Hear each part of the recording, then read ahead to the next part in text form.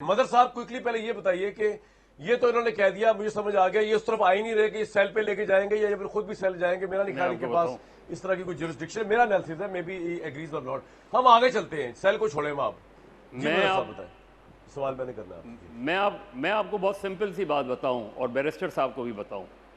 ایک supreme court کے جج تھے، بلکہ اب بھی ہیں، انہوں نے ایک مرتبہ وزٹ کیا، اور یہ میں ہارسز ماؤتھ والی بات کہہ رہا ہوں. انہوں نے یہ، اب کیونکہ جیل ریفارمز کمیٹی کی بات کی نا، اس پہ انہوں نے جا کے ادھر جو نہیں ثاقب نثار نہیں تھے، جو جوینائل پرزنرز تھے، ان کو بلایا اور ان سے کہا کہ آپ لوگوں کے ساتھ برا سلوک ہوتا ہے، کوئی اس طرح کی بات ہوتی ہے، کوئی میں ان کی بھی بات نہیں کر رہا، میں آپ کو بعد میں بتاؤں. انہوں نے کہا کہ وہاں بچے بیٹھے ہوئے تھے، کسی نے کوئی جواب نہیں دیا. پھر انہوں نے ریپیٹ کی. تیسری مرتبہ ایک لڑکا کھڑا ہوا، اس نے کہا سر اس چیز کی کیا گارنٹی ہے کہ آپ جب یہاں سے چلے جائیں گے تو ہمارے ساتھ برا سلوک نہیں ہوگا. اور اس نے کہا کہ میں گارنٹی دیتا ہوں کہ آپ لوگوں کے دل میں جو آپ کے ساتھ ہوتا، جی آپ کے ساتھ جو ہوا ہے وہ بتائیں اور آپ کو ٹچ نہیں کیا جائے گا. ان کے بقول اس نے جو داستانیں سنائی ہیں وہ ہولناک اور خوفناک ہیں. اور ایک چیز، ایک مرتبہ میں نے خود رپورٹ کی تھی کہ کوئی 60-70 کے قریب جو بچے تھے وہ میل ایڈلٹ پرزنرز کے سیل سے برآمد ہوئے تھے. یہ جیل ریفارمز کی بات کرتے ہیں، یہ اس کی بات کرتے ہیں. میں تو ایک بہت سمپل، یہ صرف ایک کسی قیدی، ایک ہائی پروفائل پرزنر کی بات نہیں ہے. آپ کے یہاں جیل کا جو عملہ ہوتا ہے، وہ جیل ایک الگ حکومت ہوتی ہے. ادھر کسی کا یہ منسٹر میٹر نہیں کرتے، یہ صرف ان کی حکومت چلتی ہے. اور وہاں جو سی سی ٹی وی فوٹیج ہوتی ہے، جو چیزیں ہوتی ہیں، اس کا آپ تصور نہیں کر سکتے. میں نے کیونکہ بہت سالوں جیل وغیرہ، تو یہ ایشو یہ ہے کہ ٹرانسپیرنسی نہیں ہے. جب تک، اور میں نے نواز شریف یہاں لانڈی جیل میں رہے تھے، مجھے پتا ہے لانڈی جیل میں کیا ہوتا تھا، مجھے پتا ہے ان سیلز میں کیا ہوتا تھا اس میں.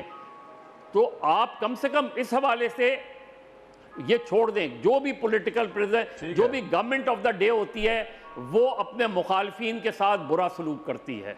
کیونکہ ہم نے پولیٹیکل ریفارم نہیں کی، ہم نے وہ رواداری کی جو روایات نہیں چھوڑی. اس میں وہ اس سے بدلہ لے رہے ہیں، یہ اس سے بدلہ لے رہے تھے، اور یہی روایت آپ کے یہاں چل رہی ہے اور بدقسمتی سے یہی چلتی رہے گی. بٹی صاحب، وہ ان سے بدلہ، وہ عمران خان ان سے بدلہ لے رہا تھا، اب یہ عمران خان سے بدلہ لے رہے ہیں. اور آپ کی آنکھوں میں پٹی بندی بھی، آپ کو مریم نواز صاحبہ سی ایم پنجاب کے کارنامے نظر نہیں آ رہے، آپ کو شہباز صاحب کے کارنامے، اور آپ کو ان کی وزارت قانون کی بھی کارنامے نظر نہیں آ رہے. بٹی صاحب پٹی اتار دیں.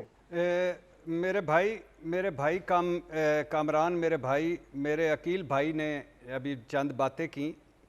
کسی نے عنایت حسین بھٹی مرحوم صاحب سے پوچھا تھا کہ آپ کا پسندیدہ اداکار کون ہے. بولے بڑے بڑے اداکار آئے ہمارے سامنے، دلیپ کمار صاحب بھی تھے، لیکن جو بات کیفی کی تھی نا، وہ کسی اور میں نہیں تھی. کیفی ان کے بھائی تھے. اچھا، کسی نے کیفی صاحب سے پوچھا ایک دن، آپ کا پسندیدہ گلوکار کون ہے؟ بولے بڑے بڑے گلوکار آئے، سیگل بھی، غلام علی، محمد رفیع، مگر جو سر بھا عنایت کے گلے میں ہے وہ کسی اور میں کہاں ہے.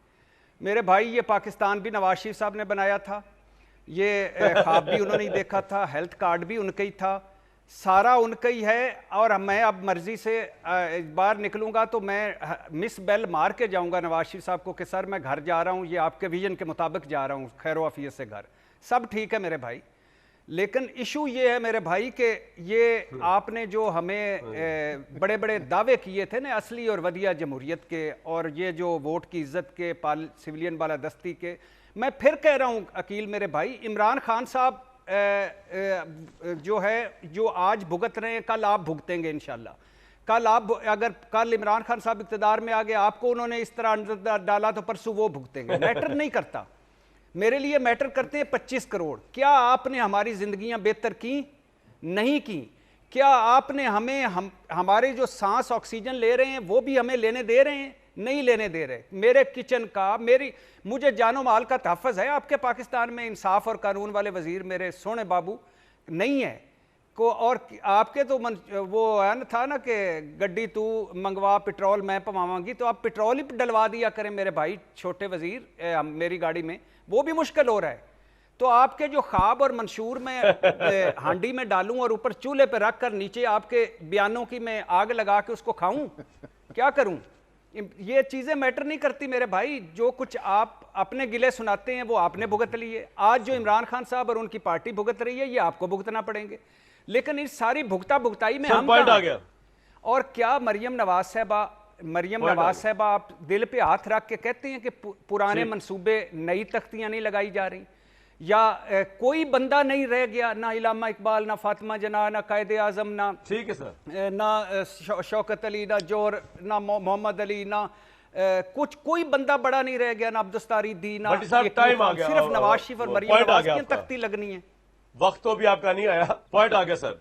بیسر صاحب، جو میں نے گفتگو سے اخذ کیا ہے نا مظہر عباس صاحب کی اور بھٹی صاحب کی، وہ یہ ہے کہ آپ کو آج رات کو نیند نہیں آنی چاہیے۔ چھوڑے فرگیٹ اباؤٹ عمران خان، یار اس کو تو آپ نے پریولیجز دی ہوئی ہیں میرے حساب سے۔ جو عام قیدی بچے، عام قیدی عورتیں، ان کے ساتھ جو سلوک ہو رہا ہے نا، اور آپ کی وزارت اس بارے میں کچھ نہیں کر پا رہی، کچھ نہیں دیکھ پا رہی، تو اللہ آپ کو ایک ایک چیز کا اکاؤنٹ کرے گا۔ آپ کو رات کو نیند نہیں آنی چاہیے بیرسٹر صاحب آج۔